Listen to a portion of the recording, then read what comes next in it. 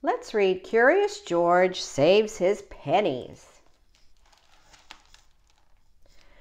George was a good little monkey and always very curious, especially when he was in Tammy's toy store. There were so many things to wonder about.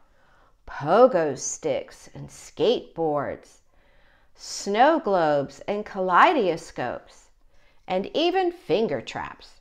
But George's favorite thing to do in the toy store was play at the train table. Today there was a new train. Its wood was painted bright red and it had a real working whistle. George held it up to show his friend, the man with the yellow hat. "Not today," his friend said. "We're looking for a birthday present for Noah, remember? He's turning 5. What do you think of this?" George helped his friend pick out a yellow and green hula hoop. While Tammy the shopkeeper wrapped the present for the birthday party, George wandered back to the train table. "I have a suggestion, George," said the man as he carried the gift over. "Why don't you buy that new train yourself? The tag says $5. I'm sure you can save the money for it."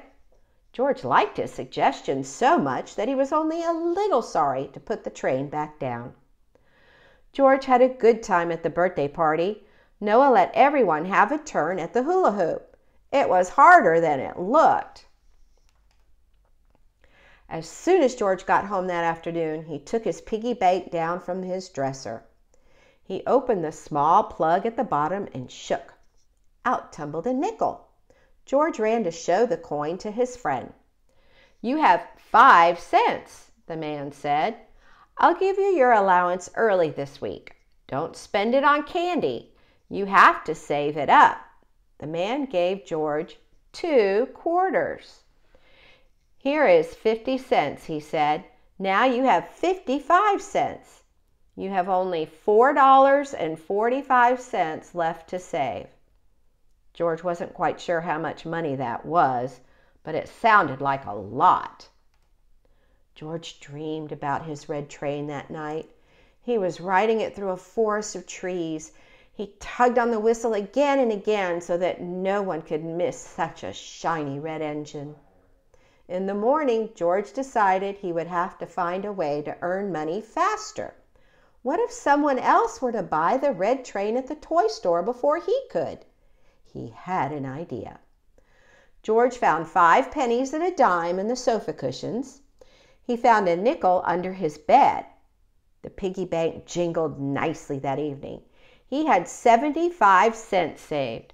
1 more quarter and he would have $1. The next morning, George had another idea. He would get a job. Lucky for George, his neighbor, Mr. Reddy, needed help raking leaves. George worked all morning long, gathering armfuls of red, brown, and gold leaves to add to a growing pile in the center of the yard. Mr. Reddy brought out lemonade for the 2 to share. While his neighbor rested on the sun porch swing, George climbed a tree. The pile of leaves looked tempting from above. George wondered what would happen if... Before he finished wondering, he had swung out of the branches and right into the center of the pile. The leaves crunched and crumbled and swooshed and swirled. What an adventure. Oh dear. What hard work it was raking the leaves back up. But at the end of the day, Mr. Reddy paid him $2. George had $2.75 saved. That was almost $3. George spent many days doing odd jobs. He washed windows.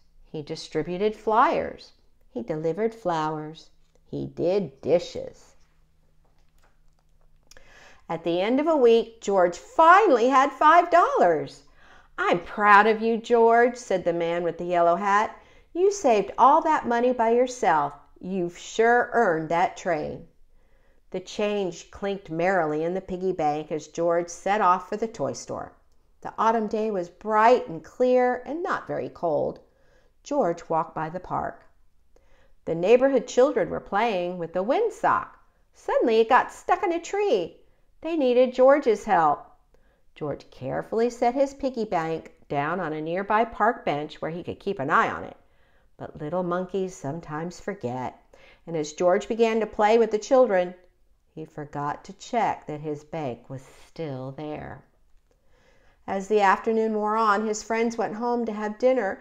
George rushed to the park bench where he left his piggy bank. The toy store might be closing soon, but his bank was gone. Maybe George had the wrong bench? There were many in the park after all, but he was disappointed each time he ran to another empty bench. George walked home sadly. He wondered how long it would take him to save $5 again. As George passed the toy store, he happened to look through a window. He couldn't believe his eyes. A little girl was holding his piggy bank. George rushed into the toy store just as the girl's mother was saying, "We found this across the street and waited for its owner, but it's getting late. We saw it has the name of your store on the bottom. Can you keep it in case someone comes to claim it?" George jumped up and down on the counter. "Why, George," Tammy said, "is the piggy bank yours? You're lucky Hannah and her mother found it." Hugging his piggy bank tightly, George rushed over to the train section. He located the shiny red engine right away. As he carried it to the counter, the little girl looked at his train shyly. George realized he had not said thank you to her for keeping his savings safe. He looked at his train. He looked at his piggy bank. He looked at Hannah. Good deeds deserve to be rewarded, he decided. George set the train down. He upended his bank on the counter and began to sort dollars and coins. George and Hannah walked out of the toy store that day, each carrying a train. George's small engine was not red, but it was shiny and blue, and he had paid for it all by himself. Best of all, he had a new friend who loved to play with trains almost as much as he did. The end. Thank you for reading with me.